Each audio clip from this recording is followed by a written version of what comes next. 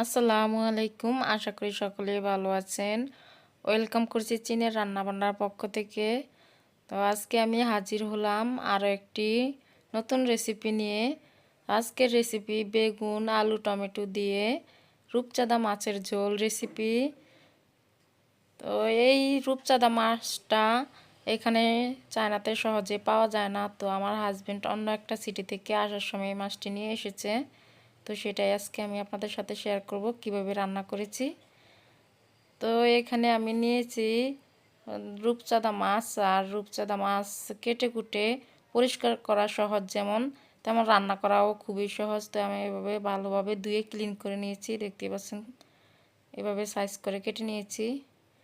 এখানে নিয়েছি পেঁয়াজ কুচি, আর এখানে নিয়েছি রসুন কুচি।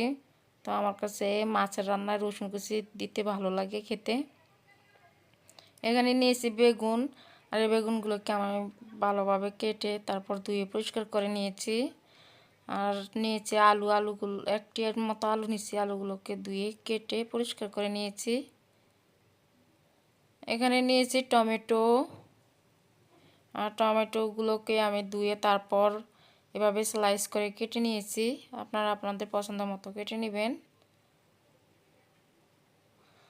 এখন চলে আসলাম রান্না করতে। একটি হাঁড়িতে পরিমাণ মতো তেল দিয়ে, তেলটা একটু গরম হয়ে আসলে দিয়ে দিলাম পেঁয়াজ কুচি। পেঁয়াজটা একটু ভাজা হয়ে গেলে দিয়ে দিলাম রসুন কুচি।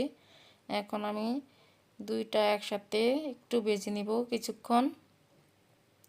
এখন আমি এই পর্যায়ে অ্যাড করে দিব মশলা। দিয়ে দিলাম হলুদের গুঁড়া পরিমাণ মতো, দিয়ে দিলাম মরিচের গুঁড়া পরিমাণ মতো, দিয়ে দিলাম স্বাদ মতো লবণ। তো আপনারা আপনাদের পছন্দ মতো জাল কম বেশি বাড়িয়ে দিতে পারেন। তো এখন একটু নেড়ে চেড়ে দিয়ে দিলাম পানি, যাতে করে মশলাগুলো ভালোভাবে কষানো হয়। তো এই পর্যায়ে দেখতে পাচ্ছেন মশলাগুলো কষানো হয়ে গিয়েছে আর তেলটা উপরে বেশি উঠেছে। এই পর্যায়ে দিয়ে দিলাম মাছগুলো। এখন সবগুলো মাছ দেওয়া হয়ে গেলে আমি মশলার সাথে 2 মিনিট মাছগুলোকে কষিয়ে নিব। একটু নেড়ে চেড়ে মিক্স করে নিচ্ছি, মশলা যাতে ভালোভাবে মাছের ভিতর ঢোকে। একটু নেড়ে চেড়ে নিচ্ছি। তো আপনারা যারা আমাদের চ্যানেলটিকে সাবস্ক্রাইব করেছেন তাদেরকে অসংখ্য ধন্যবাদ। আর যারা এখনও আমাদের চ্যানেলটিকে সাবস্ক্রাইব করেননি, প্লিজ আমাদের চ্যানেলটিকে সাবস্ক্রাইব করে পাশে থাকা বেল আইকনটি অন করে দিবেন। তো এই পর্যায়ে আমি দিয়ে দিলাম একটু সামান্য পানি, যাতে করে মাছগুলো একটু সিদ্ধ হয়। তো ডেকে দিলাম। তো এই পর্যায়ে ডেকে খুলে দেখতে পাচ্ছেন মাছগুলো সিদ্ধ হয়ে গেছে। এখন আমি মাছগুলোকে তুলে নিচ্ছি, এতে করে মাছগুলো আর ভেঙে যাবে না। তো সবগুলো মাছ তুলে নেওয়া হয়ে গেলে আমি এখানে দিয়ে দিচ্ছি তরকারিগুলো, বেগুন, আলু। এই পর্যায়ে আমি বেগুন আলুগুলোকে একটু নেড়ে চেড়ে 2 মিনিটের মতন কষিয়ে নিব। দেখতে পাচ্ছেন। তো এরপরে ঢাকা দিয়ে নিলাম। তো ঢাকা খুলে দেখতে পাচ্ছেন এখানে কোনো পানি অ্যাড করিনি। তো বেগুন থেকে যে পানি বের হয়েছে তা দিয়ে কিন্তু কষানো হয়ে গিয়েছে। তো এই পর্যায়ে অ্যাড করে দিচ্ছি টমেটো। এখন আমি আবার একটু নেড়ে চেড়ে নিচ্ছি।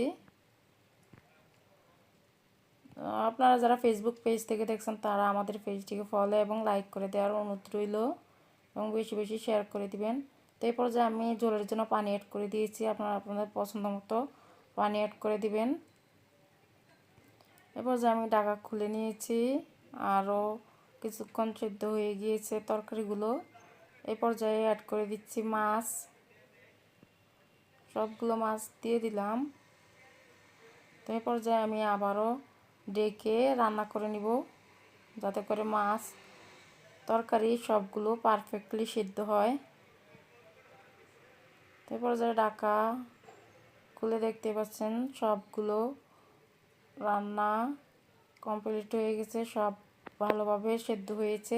তো এই পর্যায়ে আপনারা চাইলে ধনিয়া পাতা অ্যাড করে দিতে পারেন, অথবা টালা জিরার গুঁড়োও দিতে পারেন। আমি একটি সার্ভিংগুলো সার্ভ করে আপনাদেরকে দেখাচ্ছি। দেখতে পাচ্ছেন কতটা সুন্দর হয়েছে কালারটা। আর রূপচাঁদা মাছের এই তরকারিটা খেতে ভীষণই মজা হয়েছিল। আশা করি এই ভিডিওটি আপনাদের সকলেরই ভালো লেগেছে। যদি ভালো লেগে থাকে তাহলে লাইক, কমেন্ট, শেয়ার করতে ভুলবেন না। আর প্লিজ আমাদের চ্যানেলটিকে সাবস্ক্রাইব করে পাশে থাকা বেল আইকনটি অন করে দিবেন।